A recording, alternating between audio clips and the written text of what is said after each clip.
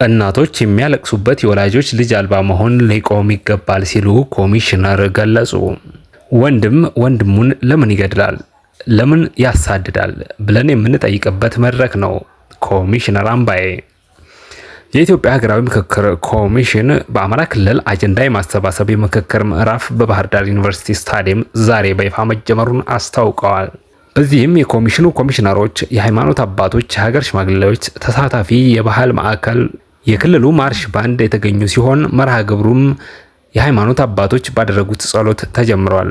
ለቀናት በሚቆየው መርሃ ግብር በክልሉ ከወረዳዎች ማህበረሰቡን የወከሉ ከ4500 በላይ ተወካዮች ተገኝተው በዋናው ሀገራዊ ምክክር የሚወከሉ ተወካዮች የሚለዩበት መርሃ ግብር መሆኑ ተነግሯል።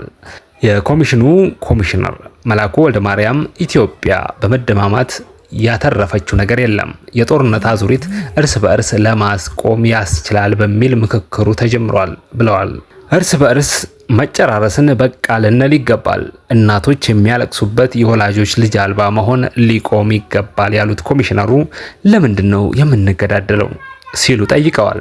ዶክተር ኮሚሽነር ዮናስ በበኩላቸው አማርኛን ያስተማረ የአማራ ሕዝብ መሆኑን ጠቅሰው የቤተሰብ ጸብ ቢፈጠር ዝም ብለን ማየት አለብን ሲሉ ጠይቀዋል።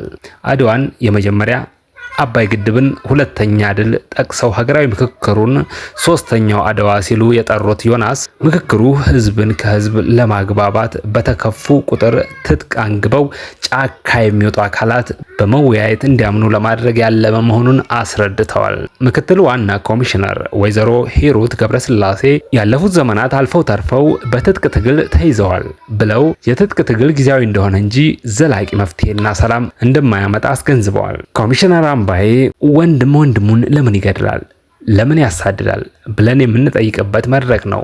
ለዝመት እንደፍራለን፣ አሁን ደግሞ ለማዳመጥ የምንደፍርበት ወቅት ነው ብዬ ያስባለሁ ብለዋል። ዋና ኮሚሽነር መስፍን አርአያ አለመግባባቶች እንደሚስተዋሉ ገልጸው ለዚህም አማራ ክልልም አንዱ መሆኑን ገልጸው በሚሊዮን የሚቆጠሩ ህጻናት ከትምህርት ቤት በር መድረስ እንዳልቻሉ፣ በርካታ ወጣቶች ወደ ጫካ ለመግባት መገደዳቸውን ገልጸዋል። ለዚህ ምክክር እንደሚያስፈልግ ታጣቂዎች በምክክሩ እንዲሳተፉ ጥሪ ሲያደርጉ እንደቆዩ ገልጸው ለታጣቂዎች አሁንም በድጋሚ ጥሪ አቅርበዋል።